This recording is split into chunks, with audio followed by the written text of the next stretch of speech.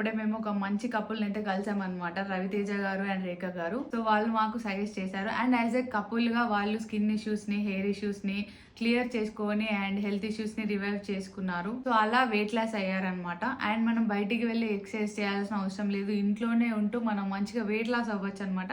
So వాళ్ళు మనకైతే ఒక మీల్ ప్లేట్ అయితే ప్రిపేర్ చేసి ఇస్తారు. మన ఇంట్లోనే ఉంటూ ఎటువంటి ఎక్సర్సైజ్ అవి చేయకుండా కూడా మనం ఈజీగా వెయిట్ లాస్ కావచ్చు. సో వాళ్ళ గురించి ఇంకా తెలుసుకోవాలనుకుంటే ఒకసారి చూడండి. సో దీనికోసమే గైడ్ చేయడానికి సీనియర్ న్యూట్రిషనిస్ట్ రవితేజ గారు ఫ్రీ హెల్త్ వెబినార్ కండక్ట్ చేస్తున్నారనమాట February 9th 8 PM కి.